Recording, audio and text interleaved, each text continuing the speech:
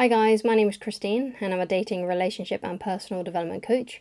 And today I'm talking about how to manifest a text from a specific person. Okay, so the first thing that I want to discuss about this sort of thing, and kind of like the issue I have with these sorts of titles in videos and things like that, like how to manifest a text, is sometimes you see like, oh, do this love spell and you'll make someone fall in love with you. Sometimes there's those kinds of things on YouTube as well, or how to manifest a specific person, those kinds of things. So the problem with this is that it's not very good for your sanity, right? Because first of all, it kind of keeps you stuck. It kind of, in a way, keeps you clung on to your fantasies, and it never works, right? You cannot manifest a specific, a text from a specific person, especially in a romantic way. Because, there are sometimes weird things that happen. Like sometimes I might be thinking of my mother and I'll get a message from her, or it'll be from a friend that I haven't spoken to in a couple of months. Sometimes that kind of thing can happen, but you can't like listen to a meditation or listen or watch a technique on how to manifest a text from someone, okay? Especially when it comes to like someone that you're into and that you're trying to make your girlfriend or your boyfriend or something like that, or you're trying to get your ex back and you're trying to like use your brain to get them to message you, right? That is not going to be good for your sanity, okay? So, and the reason why that is because you can never really change anyone else. You can never really mess with other people's free will, right? Because they have free will, right? So the only thing then you can change and manipulate is yourself. That's the only thing that you can change. You can only control your actions and what you do, right? You can't control someone else's actions, and you shouldn't be trying to control someone else's actions, especially another adult. Like, I know if you're a parent, then you probably can have somewhat control over your kids' actions, but not over someone like who's an adult, right? Who has the full faculty of their brain working, right? And you shouldn't be trying to do that anyway, because it's very narcissistic in my point of view, to try and manipulate someone to text you or to, stuff like that, try to manifest someone.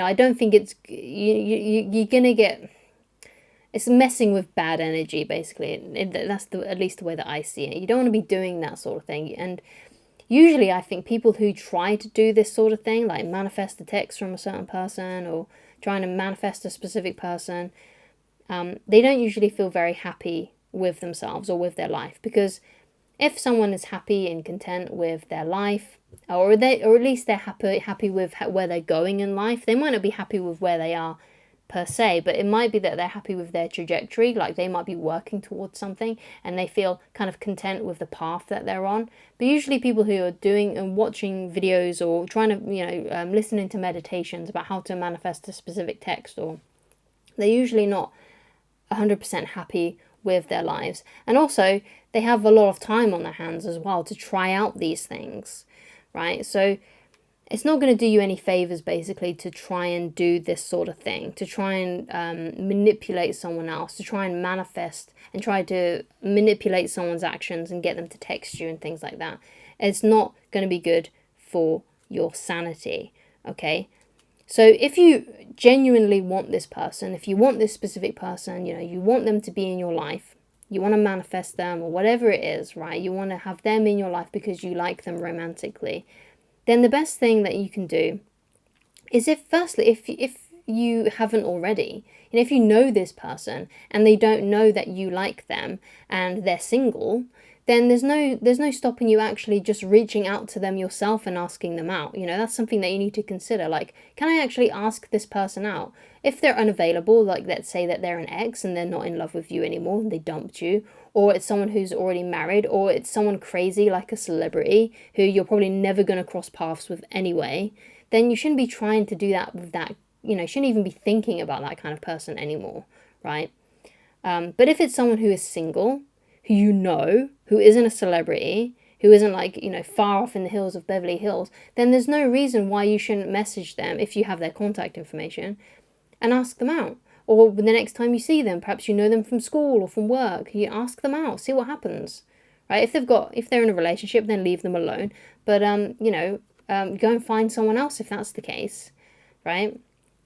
So another thing that will help as well, to attract someone into your life, someone who's really, really good for you as well, because that's what you want to be aiming for. You want to find someone who is right for you, because more than likely, if you're trying to manifest a specific person, or you're trying to manifest a text from a specific person, then what's likely going on is that you know deep down that this person's probably not going to reciprocate, or they're just not good for you in general. Like perhaps they are, like they're someone like a celebrity, or they're inappropriate in some other way, like perhaps they're a boss, or perhaps they're way older than you, or perhaps they're married.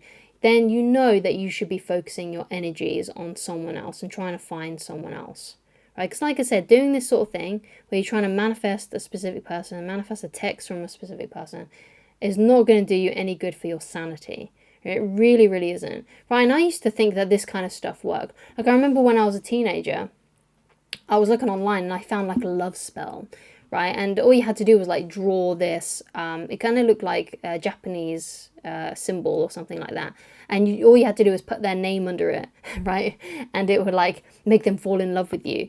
I tried that. It didn't work, right? Because usually this stuff doesn't work, right? It doesn't work like that. You can't manipulate things like that. You can't manipulate people like that, okay? It's not good for your sanity. Like it wasn't good for my sanity doing that sort of thing, and it kept me stuck and it kept me crushing on that person, and I just, ballsed it up in the worst way possible by sending them a love letter saying how much I was in love with them, thinking that my love spell worked and that they would reciprocate, but they didn't, right? Because it doesn't work. That kind of stuff doesn't work, right?